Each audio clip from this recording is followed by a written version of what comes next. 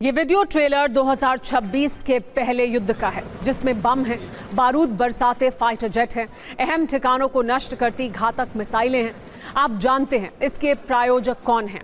Nobel शांति पुरस्कार की परम इच्छा रखने वाले ट्रंप, खुद को मिस्टर सीज फायर बताने वाले अमेरिका के राष्ट्रपति ट्रंप, जो कहते कुछ और हैं, करते कुछ और हैं। सबूतों के तौर पर वेनेजुएला से आई बमबारी मिसाइल वर्षा वाली इन तस्वीरों को आप देख सकते हैं।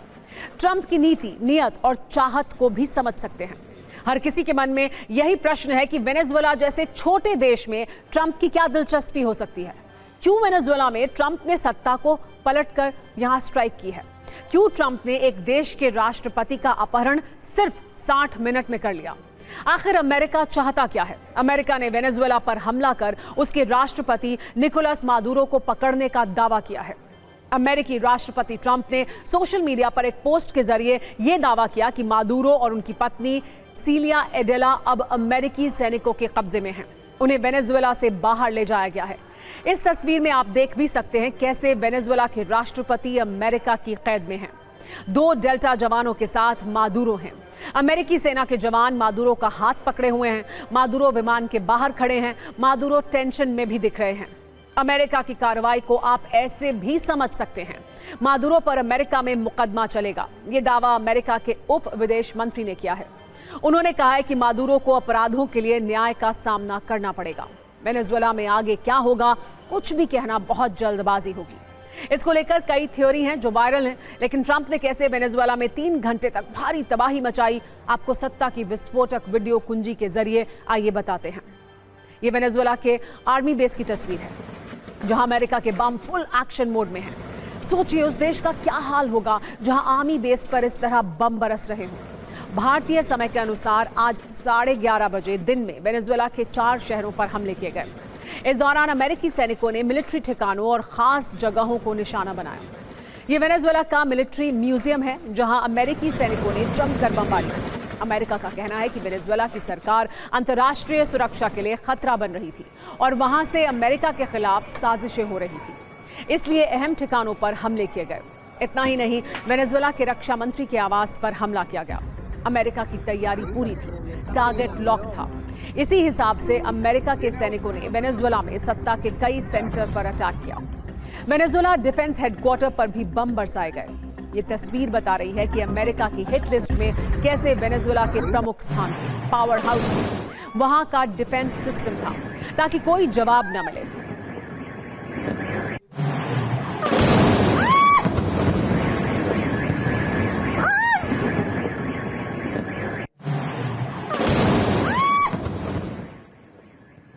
वेनेजुएला में पोर्ट, एयरपोर्ट को मुख्य रूप से अमेरिका ने टारगेट किया। अमेरिकी हमले के बाद वेनेजुएला के नागरिक पड़ोसी देश कोलंबिया भागने की कोशिश भी करते हुए दिखे।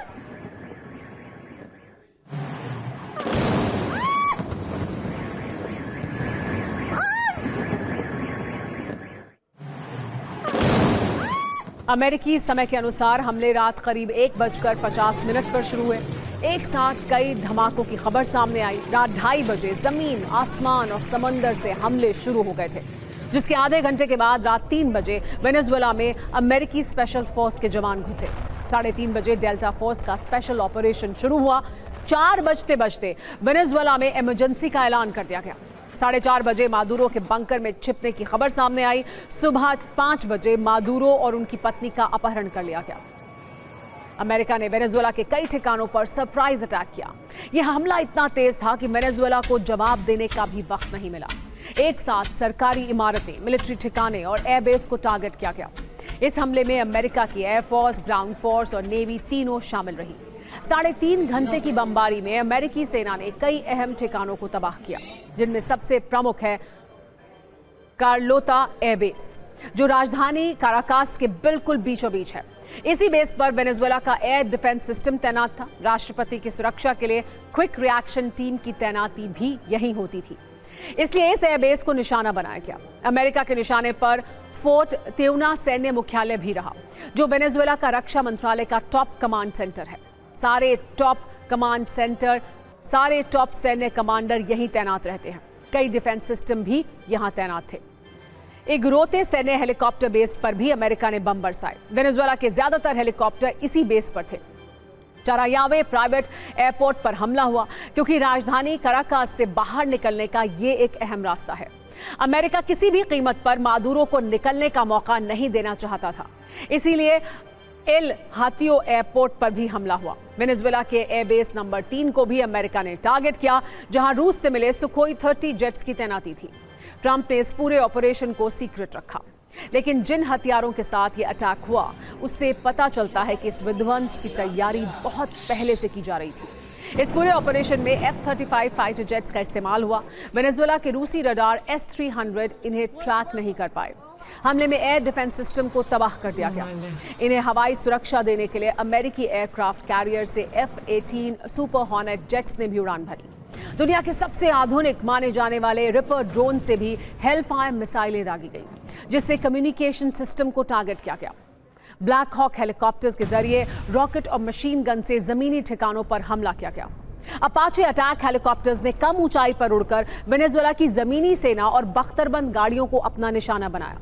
वहीं चिनूक हेलीकॉप्टर का इस्तेमाल कर अमेरिका की डेल्टा फोर्स वेनेजुएला में उतरी, जिसने मादुरो को पकड़ा। अमेरिकी युद्धपोत से कई टॉमहॉक क्रूज मिसाइलें दागी गईं। लेजर गाइडेड बॉम्ब गिराकर बंकरों को नष्ट किया गया।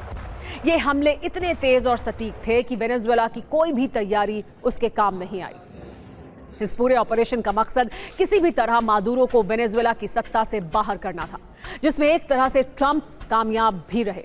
ट्रंप ने इसकी जानकारी खुद एक सोशल मीडिया पोस्ट के जरिए दी। लिखा, अमेरिका ने वेनेजुएला पर एक बड़ा हमला किया है। इस हमले के बाद मादुरो और उनकी पत्नी को पकड़ लिया गया है। उन दोनों को वेनेजुएला से बाहर ले जाया गया है। ट्रंप ने कहा कि अमेरिकी सैनिकों ने ऑपरेशन के दौरान शानदार काम किया। वो अब से कुछ देर बाद इस पूरे ऑपरेशन की जानकारी मीडिया से शेयर करेंगे। हालांकि मादुरो को इस बात का एहसास था कि अमेरिका का मकसद उन्हें पकड़ना है। हमला होते ही उनकी तरफ से एक बयान जारी किया गया, जिसमें कहा गया कि अमेरिका हमारी आजादी छीनना चाहता है, वेनेजुएला के खनिजों पर कब्जे की कोशिश कर रहा है। इस वक्त पूरे देश को एकजुट हो जाना चाहिए। अमेरिका के इस हमले की निंदा होनी चाहिए। इसके बाद से वेनेजुएला से भी अलग अलग प्रतिक्रिया आ रही हैं। मादुरो सरकार के मंत्री अमेरिका पर उनके अपहरण का आरोप लगा रहे हैं, तो विपक्षी नेता इसके लिए ट्रंप को धन्यवाद कह रहे हैं।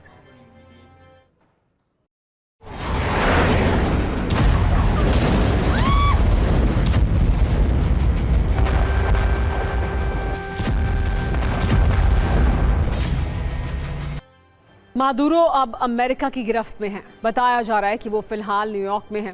मादुरो की गिरफ्तारी ही ट्रंप का असली टारगेट था। इसकी जिम्मेदारी उन्होंने डेल्टा फोर्स को दी थी। आज मादुरो को पकड़ने के इस ऑपरेशन को डेल्टा फोर्स ने ही लीड किया। हालांकि एविएशन रेजिमेंट भी इस ऑपरेशन में शामिल रही। अमेरिका के सैनिक चिनूक हेलीकॉप्टर से वेनेजुएला में उतरे।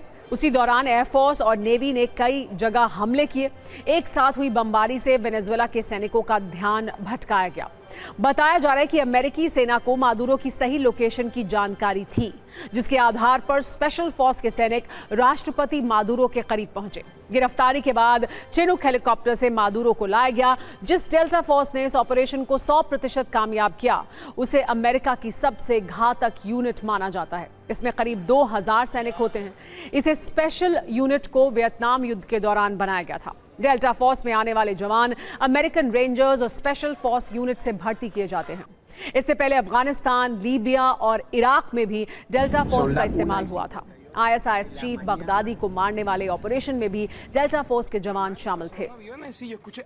ये बहुत पहले तय हो गया था कि ट्रंप किसी भी वक्त वेनेजुएला पर हमले का आदेश दे सकते हैं। TV9 भारतवर्ष ने इसको लेकर पहले ही जानकारी दी थी। दोनों देशों के बीच लगातार तनाव बढ़ रहा था, लेकिन ये हमला इस तरह होगा और मादुरो का अपहरण कर लिया जाएगा, इस पर हर किसी को हैरानी है। हमले की इस टाइमिंग को लेकर कई सवाल भी हैं, क्योंकि हमले के वक्त चीन के विशेष दूत वेनेजुएला में थे। सिर्फ 10 घंटे पहले चीन के विशेष दूत ने मादुरो से मुलाकात की थी। मादुरो चीन के विशेष दूत के साथ घूमते दिखाई दिए थे। कहा जा रहा है कि चीन से मादुरो की इसी दोस्ती ने ट्रंप को गुस्सा दिला दिया। इस वीडियो को देखकर ट्रंप नाराज हो गए और हमले का फाइनल ऑर्डर भी दे दिया। इसके लिए ट्रंप ने ड्रग तस्करी का बहाना बनाया। मादुरो को ड्रग तस्करी का जिम्मेदार बताया, जबकि सच ये है कि अमेरिका ड्रग की सबसे ज्यादा सप्लाई कोलंबिया से होती है। दरअसल ड्रग तस्करी के बहाने ट्रंप वेनेजुएला में सत्ता परिवर्तन चाहते थे। ट्रंप का प्लान साफ है कि लोकतंत्र बहाली के नाम को लेकर अपने पसंद के नेता को राष्ट्रपति बनाया जा सके। इसके पीछे का असली खेल वेनेजुएला के तेल भंडार से जुड़ा है। ट्रंप की नजर वेनेजुएला के ऑयल रिजर्व पर है। इसी तेल के चक्कर में ट्रंप वेनेजुएला की चीन और रूस से दोस्ती बर्दाश्त नहीं कर पा रहे हैं, क्योंकि चीन ने वेनेजुएला को 150 अरब डॉलर से ज्यादा का कर्ज दिया है और सबसे ज्यादा तेल भी इससे खरीदा है। बता दें कि वेनेजुएला की पूरी अर्थव्यवस्था के सहारे ही है। रोज करीब 9 लाख बैरल तेल निर्यात होता है। यहाँ करीब 303 अरब बैरल तेल का भंडार है, जिनमें दुर्लभ किस्म का एक्स्ट्रा हैवी क्रूड ऑयल भी शामिल है। अमेरिका में इसकी काफी डिमांड है, लेकिन इसका सबसे बड़ा खरीदार चीन बना हुआ है। बस इसी बात से ट्रंप परेशान थे। पिछले 4 महीनों से अमेरिका ने वेनेजुएला को घेरा हुआ था। युद्धपोत से लेकर लड़ाकू विमानों तक की तैनाती थी। वो किसी भी कीमत पर मादुरो को सबक सिखाना चाहते थे। कल तक जो ट्रंप खुद को मिस्टर सीज फायर कहते थे, युद्ध रुकवाने का एक्सपर्ट बताते थे, आज उन्हीं के सौजन्य से साल 2026 शुरू होते ही एक नए युद्ध की शुरुआत हो गई है। ट्रंप लगातार ये दावा कर रहे थे कि वो अब तक 8 युद्ध रुकवा चुके हैं, लेकिन सच्चाई है कि ट्रंप की वजह से युद्ध की आग भड़क रही है, फिर चाहे बात वेनेजुएला की हो या फिर रूस यूक्रेन की। कुछ दिन पहले अमेरिका ने सीरिया में बमबारी की। गाजा में भी अमेरिकी मदद से इजरायली सेना का ऑपरेशन जारी है। यानी दुनिया में जहां जहां युद्ध है, वहां वहां अमेरिका है। इस बार भी उन्होंने अपने शांति वाले भाषण को भुलाकर एक स्वतंत्र राष्ट्र के राष्ट्रपति का अपहरण कर लिया, जिसकी स्क्रिप्ट वो बहुत पहले लिख चुके थे।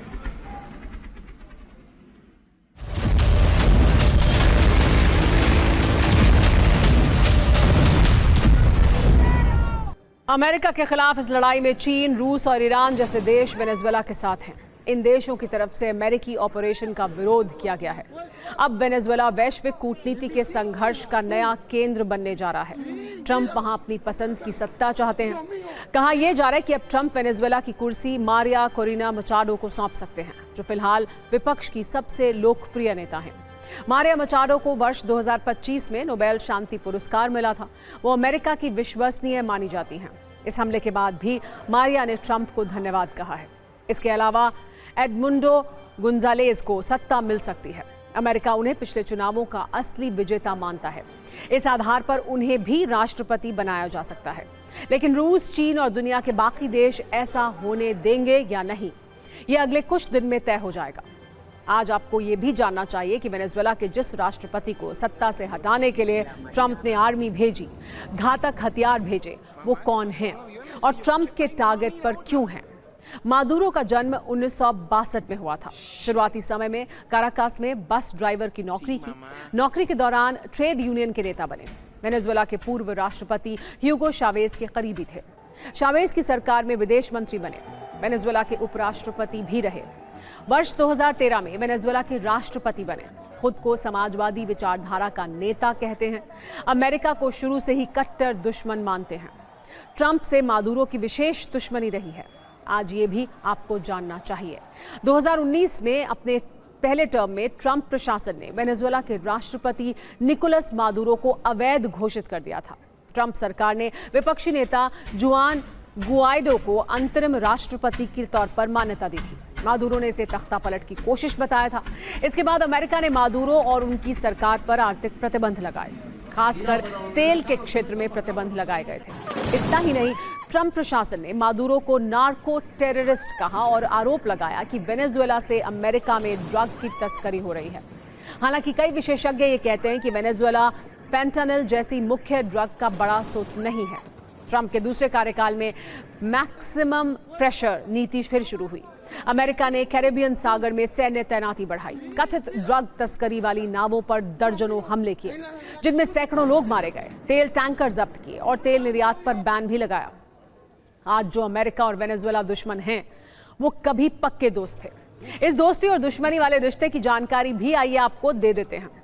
1835 में अमेरिका ने वेनेजुएला को स्वतंत्र देश माना था। तब से दोनों देशों के रिश्ते अच्छे हैं। 1920 के दशक में वेनेजुएला में तेल भंडार मिल गया। तब अमेरिकी कंपनियों ने वेनेजुएला में निवेश किया। शीत युद्ध के दौरान भी वेनेजुएला अमेरिका का विश्वसनीय सहयोगी रहा। लेकिन 1999 में जब ह्यूगो शावेज वेनेजुएला के राष्ट्रपति बने तो हालात बदल गए। उन्होंने वेनेजुएला के तेल उद्योग का राष्ट्रीयकरण कर दिया। ह्यूगो शावेज अमेरिका को साम्राज्यवाद का शैतान कहते थे। 2002 में शावेज के तख्ता पलट की कोशिश हुई। इसका आरोप उन्होंने अमेरिका पर लगाया, जिसके बाद से वेनेजुएला अमेरिका के संबंध बिगड़ते चले गए। शावेज के बाद उनके करीबी मादुरो राष्ट्रपति बने। मादुरो ने भी अमेरिका विरोध की नीति जारी रखी, जिसका परिणाम आज युद्ध के तौर पर सामने है। अमेरिका में 60 मिनट के मिशन मादुरो में वेनेजुएला का खेल खत्म हो गया। अब अगला नंबर किसका है? और क्या आज ही रात कुछ और भी होने वाला है? क्या आज रात ईरान पर अमेरिकी बम बरसने वाले हैं? क्या निकोलस मादुरो के बाद अब आयतुल्ला अली खामेनेई पर अमेरिकी टारगेट लॉक हो चुका है? क्या इजराइल और अमेरिका मिलकर ईरान पर हमला करने वाले हैं? ये सवाल इसलिए क्योंकि वेनेजुएला के राष्ट्रपति को पकड़ने और वहां हमला करने से पहले कल सुबह अमेरिकी राष्ट्रपति डोनाल्ड ट्रंप ने ऐलान किया था कि अगर ईरान ने प्रदर्शनकारियों पर फायर किया तो वो ईरान पर स्ट्राइक करेंगे। इसके लिए उन्होंने 3 शब्दों का एक संदेश दिया था। उन्होंने लिखा था लॉक्ड, लोडेड और रेडी टू गो। ट्रंप के इस लिखित संदेश के 24 घंटे के अंदर ईरान में कोहराम मच गया। करीब पूरे ईरान में आयतुल्ला अली खामेनेई के खिलाफ प्रदर्शन हो रहे हैं और अब तक 10 लोगों की मौत भी हो चुकी है। जबकि डोनाल्ड ट्रंप ने कल साफ साफ कहा था कि ईरान में शांतिपूर्ण प्रदर्शनकारियों की हत्या हुई तो अमेरिका कार्रवाई करेगा। यह भी कहा है कि अगर शांतिपूर्वक प्रदर्शन कर रहे लोगों को ईरान में खरोंच भी आई तो भीषण रक्तपात होगा। जबकि ट्रंप की चेतावनी के उलट ईरान में गोलियां चल रही हैं और 10 लोगों की मौत की खबर है। ऐसे में सवाल यह है कि टारगेट वेनेजुएला को पूरा करने के बाद क्या आज रात ईरान के आसमान में अमेरिकी बम वर्षा होगी? अमेरिका की यह धमकी ईरान के लिए किसी सदमे से कम नहीं है, क्योंकि पहले भी अमेरिका ईरान के ठिकानों को तबाह कर चुका है। ईरान को सिर्फ ट्रंप की चेतावनी नहीं डरा रही है, बल्कि इजराइल भी तैयारी करके बैठा है। इजराइल के पूर्व पीएम याइर लैपिड ने कहा है कि ईरान की मौजूदा सत्ता को देख लेना चाहिए कि वेनेजुएला में क्या हो रहा है। ये सीधी चेतावनी है और ईरान के लिए खतरनाक इसलिए भी है क्योंकि जून 2025 में ईरान इजराइल के बीच 12 दिन तक युद्ध हुआ था, जिसमें अमेरिका भी शामिल हो गया था। अमेरिका ईरान के सैन्य ठिकानों और परमाणु सुविधाओं पर हमले कर चुका है। दरअसल आयतुल्ला अली खामेनेई ईरान के सुप्रीम लीडर हैं। ईरान में इन्हें सबसे ज्यादा पावरफुल माना जाता है। अमेरिका की रडार पर खामेनेई लंबे समय से हैं। हाल ही में सरकार विरोधी प्रदर्शन ने ईरान की टेंशन बढ़ा दी है और ये लगातार इसलिए भी बढ़ता जा रहा है क्योंकि सभी 21 प्रांतों में प्रदर्शन तेज हो गया है। कल की हिंसा में जिन 10 लोगों की मौत हुई, उनके जनाजे में शामिल लोगों ने डेथ टू खामेनेई यानी खामेनेई मुर्दाबाद के नारे लगाए। ये प्रदर्शन ईरान के पवित्र शहर कोम तक फैल गए थे। कोम शिया धर्म गुरुओं का एक प्रमुख गढ़ है। ईरान इंटरनेशनल की रिपोर्ट के अनुसार भारी सुरक्षा व्यवस्था के बावजूद प्रदर्शनकारियों ने नारेबाजी की। इस दौरान प्रदर्शनकारियों और सुरक्षा बलों के बीच हिंसक झड़प हुई। ईरान में प्रदर्शन की शुरुआत 28 दिसंबर को हुई थी। तब राजधानी तेहरान में व्यापारियों ने इसकी शुरुआत की थी। अब इसमें हजारों जेनजी भी शामिल हो चुके हैं।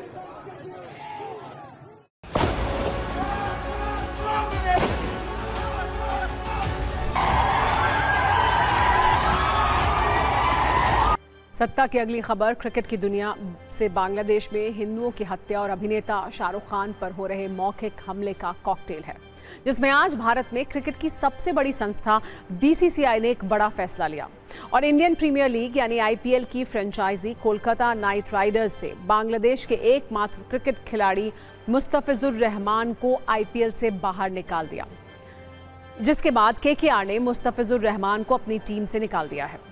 दरअसल पिछले 2 दिनों से देश में इस तरह की मांग उठ रही थी कि जब बांग्लादेश में हिंदुओं पर हमले हो रहे हैं, हर दिन किसी न किसी की हत्या हो रही है, हिंदुओं के धर्म स्थल में तोड़फोड़ की जा रही है, ऐसी स्थिति में बांग्लादेशी खिलाड़ी को आईपीएल में क्यों खिलाया जा रहा है?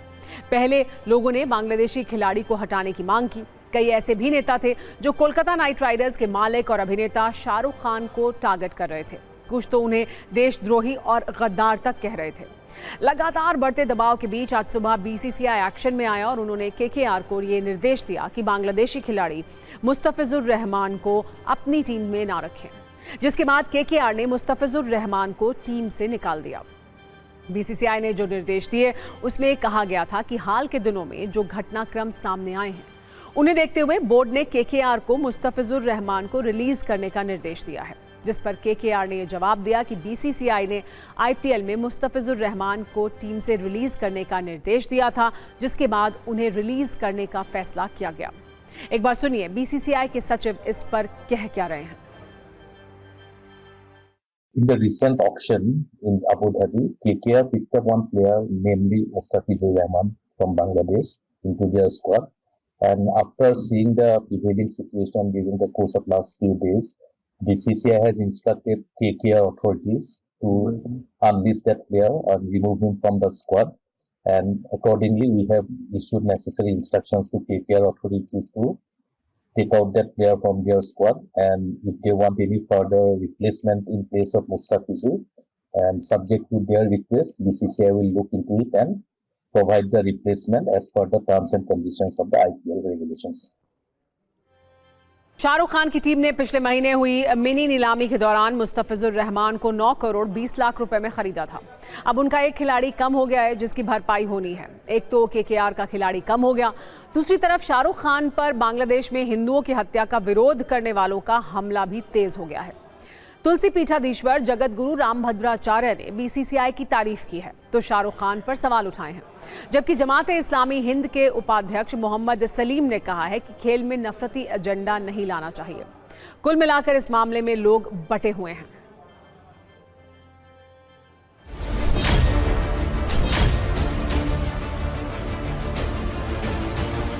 बांग्लादेश के खिलाड़ी को शाहरुख खान ने अपनी टीम को लिया था, बीसीसीआई ने कहा उसको जल्दी रिलीज करिए, क्या कहेंगे? बहुत अच्छा कहा बीसीसीआई, बहुत अच्छा कहा। और शाहरुख खान कब देश का हित ऐसी रहा है, उसकी पत्नियां स्वयं कहती रही कि भारत में घुटन होती है।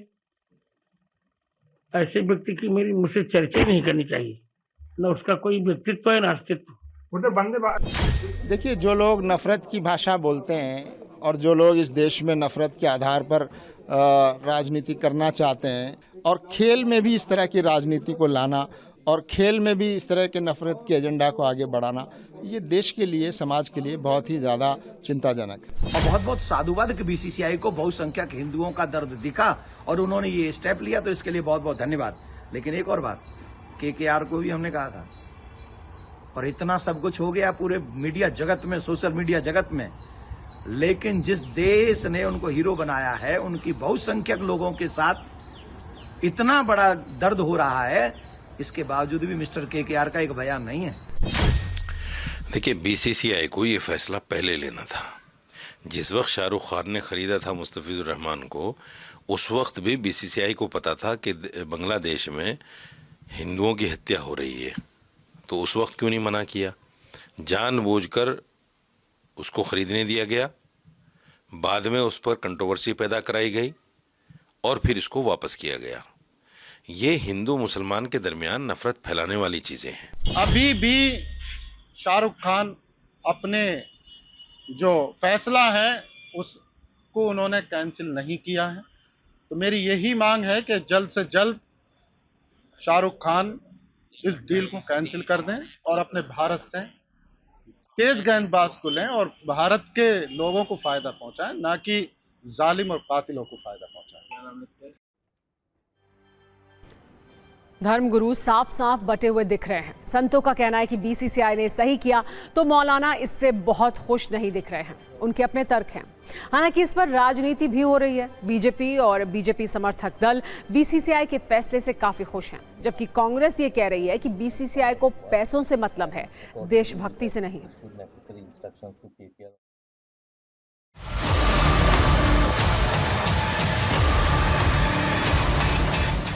See, BJP chooses nationalism whenever they want. BCCI को क्या है? प्रॉफिट है, पेट्रियाटिज्म नहीं है। जब पहलगाम इंसिडेंट हुआ तब पाकिस्तान से खेलना नहीं चाहिए था ना, दैट्स व्हाट पब्लिक वांटेड। क्या किया? जाके पाकिस्तान से खेला। क्यों? क्योंकि उनको प्रॉफिट था। पेट्रियाटिज्म बीजेपी को नहीं है। बीसीसीआई के फैसले की प्रशंसा करनी चाहिए कि उन्होंने देश की जनभावनाओं को समझा और उस बांग्लादेश के खिलाड़ी को, जिस बांग्लादेश में निहत्ते हिंदुओं की निर्मम हत्याएं हो रही है, जिस पर देश के प्रधानमंत्री नरेंद्र मोदी जी और सरकार के माध्यम से लगातार आपत्ति ऐतराज जताया जा रहा है, वो वहां के खिलाड़ी को आईपीएल टीम से हटाना मेरे ख्याल से संतोष की बात है और बीसीसीआई के इस फैसले का हम स्वागत करते हैं। विदेश मंत्री गए थे 2 दिन पहले, क्या कर आए? लगातार वहां हिंदुओं को मारा जा रहा है, धर्म के आधार के ऊपर चिन्हित कर करके उनके साथ उत्पीड़न हो रहा है। उसके ऊपर गवर्नमेंट ऑफ इंडिया क्या एक्शन ले रही है? उस एक्शन के ऊपर आप बात नहीं करेंगे। आप शाहरुख खान के ऊपर चल दिए हैं। जो हिंदुओं के ऊपर अत्याचार हो रहा है उसके ऊपर बताओ तुम्हारी सरकार क्या कर रही है। हर व्यक्ति ने ये याद रखना चाहिए कि हिंदुस्तान का माइनॉरिटी बनकर अगर कोई बांग्लादेश में है और उसके साथ इतना बड़ा अत्याचार करता है तो क्रिकेट भी गया एक तरफ और कोई भी गेम एक तरफ गया और कोई भी फील्ड एक तरफ गई। जहाँ पे हमारे लोगों का सम्मान होगा उनका सम्मान इस देश में होगा, नहीं तो उनको यहाँ पर एंटरटेन नहीं किया जाएगा। आज कोई पूछे, कोई लॉजिक अभी अगर लगाए, और देशवासी आई एम श्योर लॉजिक लगा रहे हैं, इनकी लोगों की बातों में नहीं आ रहे हैं कि आज बीसीसीआई ने उस क्रिकेटर को परमिशन दी तभी तो उसका ऑक्शन हुआ। तो आज शाहरुख खान जी ने या उनकी टीम ने कोई गलत काम नहीं किया था। That person was available and that person was taken by the team. तो ये शर्मनाक जो काम हो रहा है ना कि हिंदू मुसलमान का बंटवारा करते हैं। और अब अगली खबर इंदौर से है, जहां दूषित पानी को पीने से हुई मौत के बाद भी सरकार और सिस्टम की नींद ठीक से नहीं टूटी है और अब भी कुछ ऐसी गलतियां की जा रही हैं जिसे गंभीर लापरवाही कहा जा सकता है। इंदौर के जिस भागीरथपुरा में गंदा पानी पीने से 15 लोगों की मौत हुई है, वहां से आज 3 बड़े अपडेट हैं। पहला अपडेट यह है कि अब भी भागीरथपुरा में लोगों को टैंकर से पीने के लिए जिस पानी की सप्लाई हो रही है वो गंदा है। दूसरी बात यह है कि इंदौर नगर निगम की 3 साल पुरानी नोट शीट से जानकारी मिली है कि भागीरथपुरा में लोग 3 साल से ज्यादा वक्त से गंदा पानी पी रहे थे। जनवरी 2023 में पाइपलाइन बिछाने के लिए बजट पारित हुआ था, लेकिन काम शुरू नहीं हुआ। तीसरा अपडेट यह है कि दूषित पानी पीने से हुई मौत के आंकड़े लगातार बदल रहे हैं। कोई इसे कम बता रहा है तो कोई मरने वालों की संख्या को ज्यादा बता रहा है। इन तीनों अपडेट पर हमने विस्तृत कुंजी तैयार की है, जिसकी शुरुआत घनघोर लापरवाही से करते हैं। सोचिए कि क्या स्थिति है। 15 लोगों की मौत हो चुकी है, लेकिन सरकार का रवैया बदला नहीं है। अब भी लोगों को पीने के लिए गंदा पानी सप्लाई किया जा रहा है। एक और बात बड़ी चिंताजनक है, अभी तक ये तय नहीं हो पा रहा है कि दूषित पानी पीने से कितने लोगों की मौत हुई है। सरकार के अधिकारी 5 से लेकर 8 और 12 तक का नंबर बता रहे हैं, लेकिन आखिरी नंबर कोई नहीं बता पा रहा।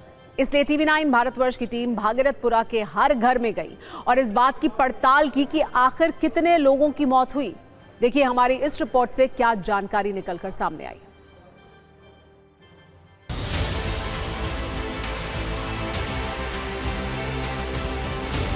इंदौर के भागीरथपुरा में दूषित पानी पीने से कई मौतें हुई हैं। प्रशासन इन मौतों को क्या छुपा रहा है, क्योंकि कलेक्टर का कहना है कि महज 6 मौतें हुई हैं। ऐसे में सच्चाई क्या है, इसी की पड़ताल करने हम भागीरथपुरा में पहुंचे हैं और यहां पर जानने की कोशिश कर रहे हैं कि आखिरकार मौतों का सच क्या है। किसकी मौत हुई है आपके साथ? पापा। सरकार की ओर से क्या मदद हुई? आगे तो जीवित नहीं। बड़े साहब आपके यहाँ किसकी मौत हुई? मेरी पत्नी की हुई है। मैं चाहता हूँ कि आदमी एक मर्डर करता है तो उसको आजीवन कारावास की सजा हो जाती है और इनने तो 17, 18, 20 न जाने कितने मर्डर कर रिया है। पिताजी को दस्त लगे हुए थे, उस समय ये कोई मामला हाईलाइट भी नहीं हुआ था, तो हमको लगा नॉर्मली जो लगते हैं। और 18 तारीख यानी 17 तारीख की रात को 12:30 बजे करीब उनकी अचानक मौत हो गई। मेरी भाभी बड़ी, उनकी उम्र थी 65 से 70 के बीच। सरकार ने क्या मदद की? कुछ नहीं करी, कोई नहीं आया पूछने। मेरी माता जी का निधन हुआ, वो एक दिन बीमार हुए खाली और दूसरे दिन चल बसे। प्रशासन ने भी कोई मेरी मदद नहीं की। 2 दिन इलाज चला और तीसरे दिन मौत हो गई। पिताजी हमारे नंदलाल जी पाल। जी आपके यहाँ किसी की मौत हुई है और किसकी मौत हुई? हमारी माता राम की। सुबह मतलब उल्टी एक उल्टी और एक दस्त हुआ और हम हॉस्पिटल ले आए तो खत्म हो गया। बाबा जी आपके यहाँ किसकी मौत हुई? मेरी माता राम की मौत हुई। जी आपके घर पर किसकी मौत हुई? मेरी माता राम की हुई थी। उल्टा दस्त हुआ उनको, वो ज़्यादा दस्त हो गया था, एक ही दस्त में उनका खीर खत्म हो गया। अभी तो कुछ मदद नहीं की है। और मेरी मम्मी रामकली में, उनकी उम्र 50 के आसपास थी। हमारे बड़े भाई साहब थे, सबसे बड़े भाई साहब थे। सहायता वगैरह कोई नहीं मिली, ना कोई यहाँ पे आया सहायता के लिए। किसकी मौत हुई है आपके घर में? और मेरा छोटा छोटा। आपके छोटे लड़के? भागीरथपुर में बेलदारी का काम करता था वो। कुल मिलाकर इंदौर के कलेक्टर का दावा जिसमें वो कह रहे हैं कि दूषित पानी पीने के चलते महज 6 मौतें हुई है, पूरी तरह से गलत है। हूटे बज चुका है, यानी सत्ता में आज का वक्त खत्म हो गया है। कल शाम 7 बजे आपसे एक बार फिर मुलाकात होगी। तब तक सभी न्यूज़ मित्रों से मेरी गुजारिश है कि वो सत्ता की न्यूज़ रील्स को ज़्यादा से ज़्यादा शेयर करें और फिलहाल मुझे दें इजाज़त।